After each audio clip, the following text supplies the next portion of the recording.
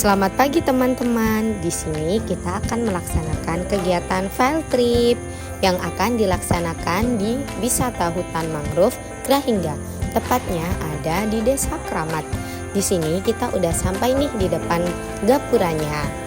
Lalu kita akan masuk ke dalam dan memarkirkan sepeda kita dengan menikmati pemandangan yang sangat indah ini. Di wisata ini kita tidak hanya menikmati keindahan pemandangan, kita juga dapat melakukan mancing.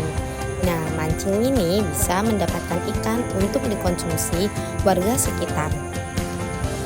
Dan tidak lupa juga terdapat hutan mangrove yang akan dijelaskan oleh rekan saya.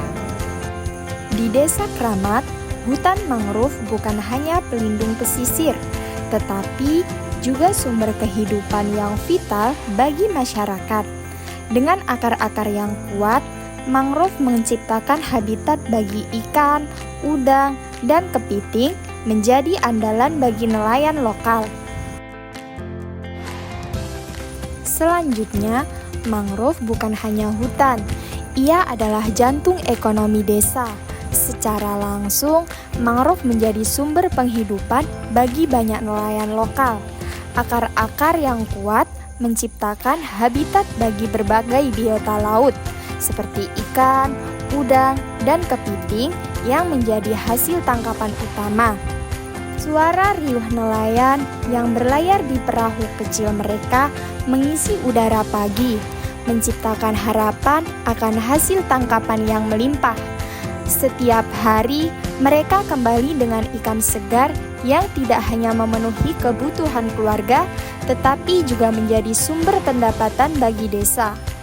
Kayu mangrove pun memiliki nilai ekonomis tinggi, digunakan untuk membangun rumah, membuat perahu, dan kerajinan tangan. Kayu ini menjadi komoditas penting bagi masyarakat. Ranting muda dan daun juga dimanfaatkan sebagai pakan ternak, menambah nilai guna hutan ini. Namun, mangrove di Desa Kramat menghadapi berbagai ancaman yang dapat merusak ekosistem dan mempengaruhi kehidupan masyarakat.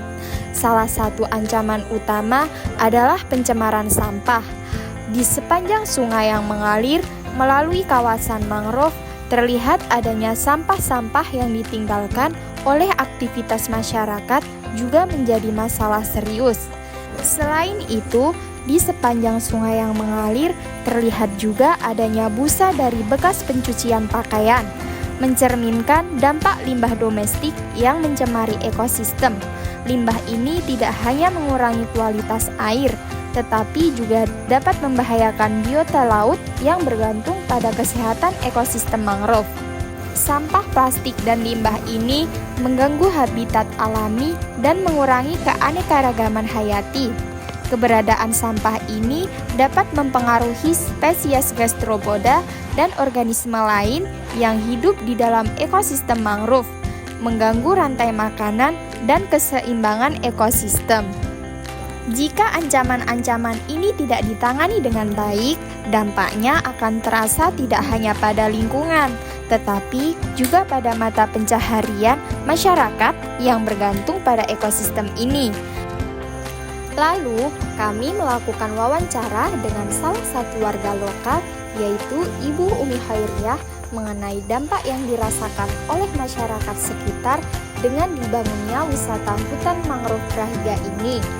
Wisata ini dapat menciptakan lapangan pekerjaan bagi masyarakat, seperti pemandu wisata yang menggunakan perahu dan penjualan makanan UMKM di wisata tersebut.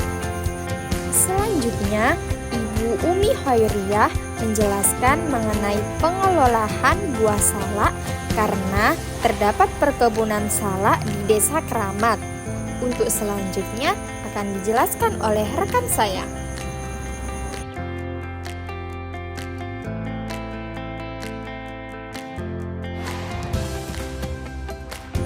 Hai, selanjutnya kita akan menuju ke perkebunan buah salak yang tempatnya berada tidak jauh dari hutan mangrove di Desa Kramat tersebut. Nah, kita dipandu nih oleh ibu-ibu UMKM di sekitaran Desa Kramat. Selanjutnya akan dijelaskan oleh rekan saya. Bagi masyarakat Desa Kramat, salak bukan hanya buah biasa. Ia adalah harapan, sumber penghidupan, dan warisan yang terus dijaga dari generasi ke generasi. Di tangan kreatif warga, salak diubah menjadi berbagai produk UMKM yang berkualitas. Dari kerik dikerenyah, sirup manis, hingga dodol legit. Semuanya menggambarkan hasil kerja keras dan inovasi tanpa henti. Kebun salak Desa Kramat bukan hanya ladang penghasilan bagi warga setempat, akan tetapi juga destinasi wisata yang mengundang siapa saja untuk merasakan harmoni antara alam dan budaya. Di sini, wisatawan diajak menyelami kehidupan desa sambil menikmati hasil bumi yang melimpah. Desa Kramat adalah bukti bahwa sebuah desa kecil bisa menjadi besar dengan cinta pada alam, kerja keras, dan kebersamaan. Salak bukan sekedar buah, tapi cerita yang terus hidup di setiap senyuman warganya. Nah, di sini dapat kita lihat bahwa kita diperbolehkan mengambil buah salak dari pohonnya.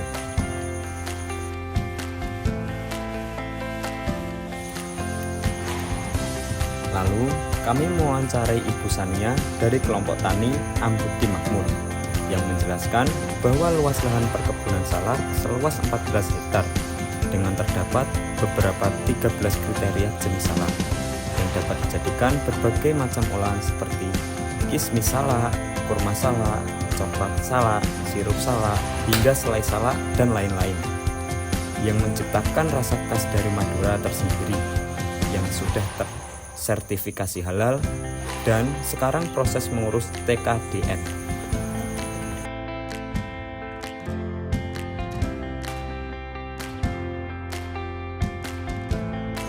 Di sini, Ibu Sania mengajak kami berkeliling di kebun salak dan menjelaskan beberapa kriteria salak yang ada. Beliau juga menjelaskan proses penanaman kebun salak.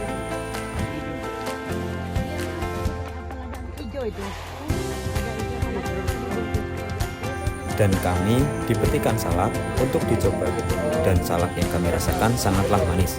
Biasanya diolah untuk pembuatan coklat salak.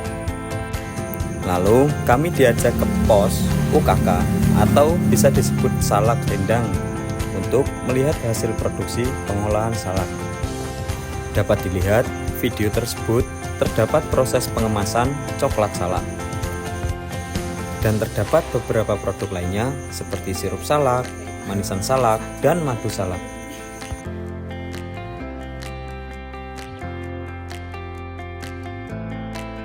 Dan di sini dapat dilihat terdapat berbagai piagam dan vandal penghargaan untuk perkebunan salak.